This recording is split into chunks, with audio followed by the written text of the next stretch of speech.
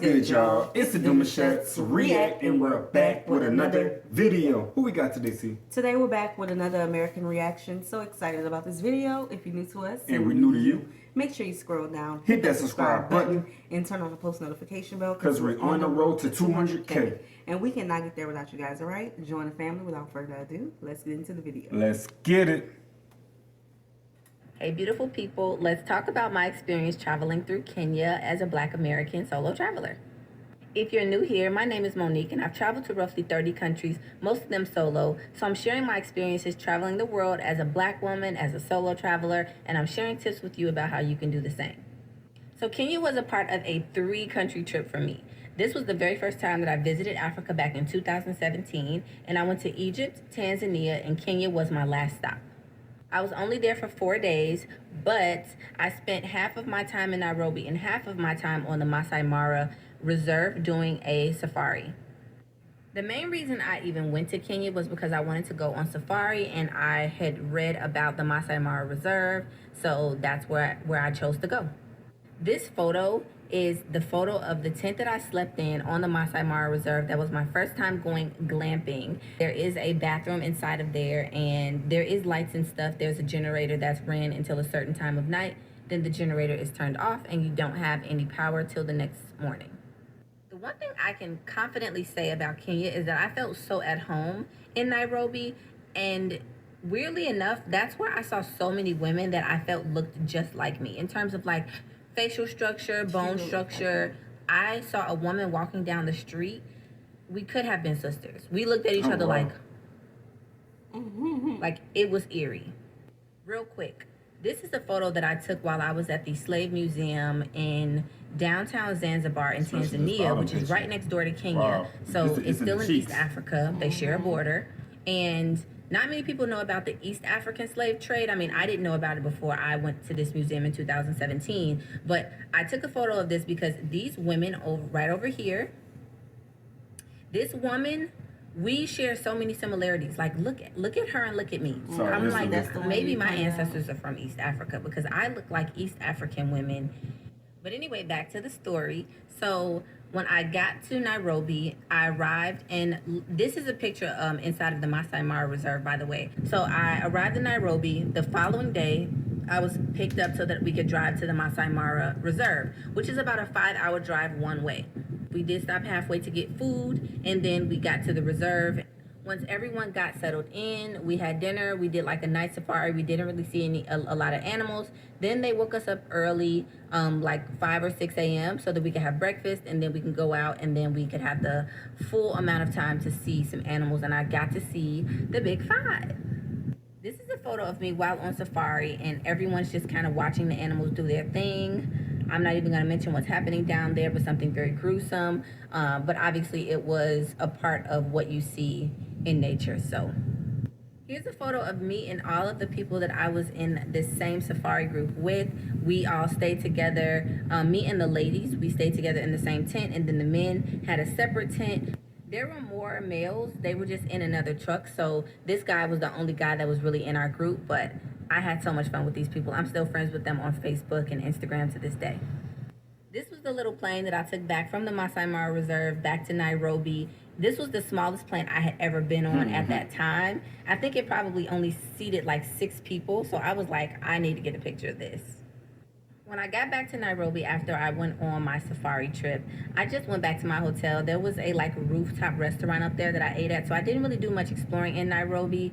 So the following day after that, before going to the airport, I went to the giraffe center in Nairobi, and I was able to feed some giraffes. This was such a cute, fun, and inexpensive activity. I loved this activity so much. I wish I had a video, but the person that did this for me was like just someone that was working at the center. So they just took some photos of me, which I'm forever grateful for.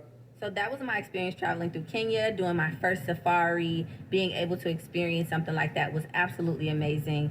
And I would definitely go back to Kenya again, because now that I'm telling this story, I realized that I didn't really explore Nairobi as much as I would have liked to. And there's also a few other places in Kenya that I've learned about that I want to visit, like Mombasa. They do have some beautiful beaches and stuff that I did not get to visit my first time around. So that just means I need to visit again. In conclusion, Kenya gets a 10 out of 10 from me. And if you are a solo traveler that is on the fence about visiting Kenya by yourself, definitely go. Everyone was so friendly, and there was not one moment that I felt unsafe. So put it on your list. I'll see you guys in the next video. Bye. I'm so glad that she had a good experience in Kenya. Facts, yeah. Like, honestly, when we're doing these videos, I don't hear too many negatives when it comes to visiting Kenya. And a lot of people, we caught a lot of flack when we went to the kid-friendly safari in South Africa. And people was like, no, you should have went here, you should have went here. And we're like, y'all, we already have Kenya on our bucket list when it comes to the Great Migration. Like, that's something that we really, really want to experience. So yeah. And shout out to her though, because a lot of people be nervous to actually step out their bubble. Solo travelers got a huge responsibility because they don't got nobody with them. Exactly. Like for us as a family, we have each other as support. Right. So that is, you know, we ease each other attention when it comes to being a little weary with certain situations. But as a solo traveler, they really have they got a huge responsibility to, you know, shed light on situations and coming out being happy about it. So I think they really have a big responsibility. But baby, let me tell you, she got one up on us though. She said, because I'm not sleeping in no tent in the reserve. What? And then the generator turn off at a certain time. I don't know how dark that was. Listen, she got that. First morning in Kenya, I'm in Nairobi. Everyone's trying to talk to me right now. Everyone's being super, super nice. Like, they're just saying, can I be your friend? Hi, where are you going? I don't feel unsafe here. It is crowded as fuck. I'm in like a less crowded spot right now. I've been keeping my phone away just in case, but I'm walking to find coffee. I like the vibes of the city so far. There's these crazy buses everywhere. Like, all is insane. And a local guy just came up to me and he was like, you look like you've been wandering around Africa for years. Like, how long have you been here? And I was like, oh, I got here like an hour ago. And he was like, really? You look so confident. And I realized, like, wow, solo traveling has taught me the skill of feeling so confident and comfortable in unfamiliar situations. Like, I am the only gringa here. I am the only gringa here. I haven't seen any other tourists in Nairobi. When outside, I put my phone away. I walked like I had purpose, even though I didn't know where I was going. I didn't know what was happening. And it's crazy. Everyone looked at me, but not in like a creepy way. They were just like super curious. I got so many comments like, sister, like, I want to be your friend. Where are you going? And when someone does come up to me who I don't want to talk to, I act like I'm that bitch and they leave me alone. And it's crazy how much safer I feel. I don't know how to explain it. Yeah, Well, I'm glad she feels safe. That's good stuff. I feel like this is like Wakanda. Like all the design, everything come from this place. They come over here and take these people's stuff and try to run off with my people's stuff over here and try to run and use it. That's not right, man. Sound like you have an awakening. Why we all do that? Yeah. My people. Yeah. They done did this to my people. Listen, I just love the connection that we feel. Like people who genuinely care about the continent and about the people in our history, our shared history. I just love how we all take that ownership. Like these my people. I love that. 100%. Not right.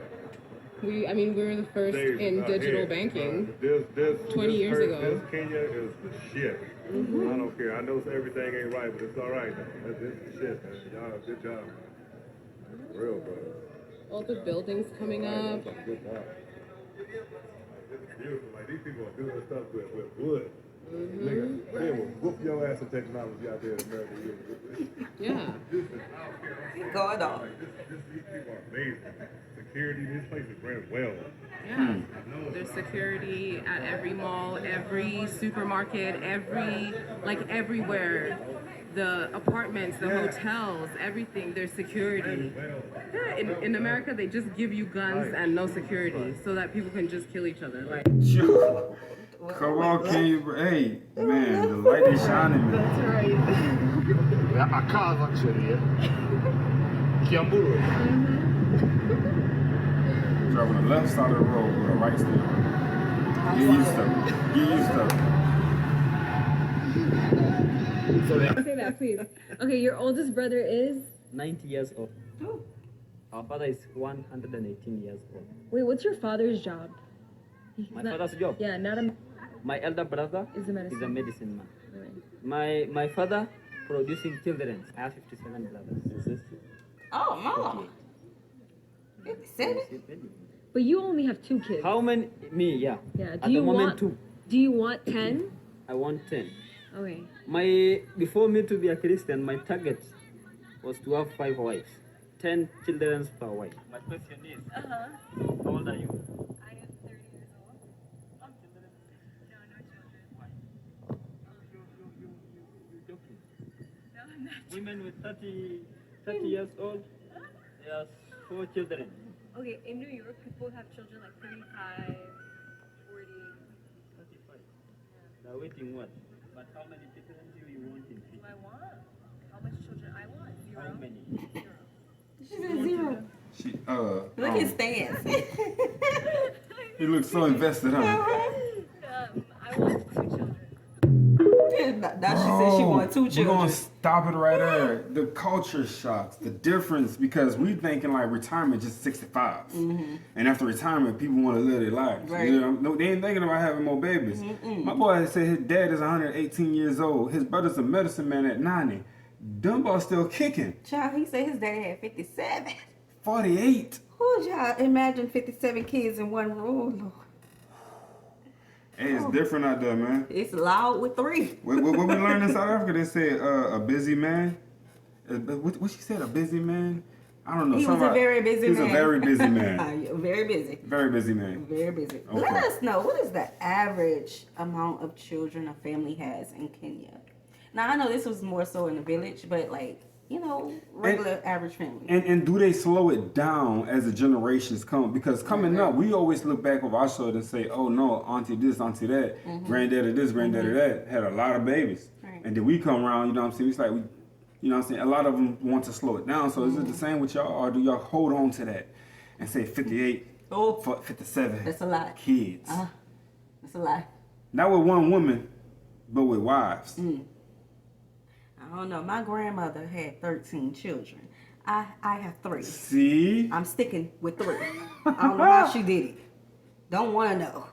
Man, so Kudos to her. big shout out. Sierra will not. We're going to stop it right now.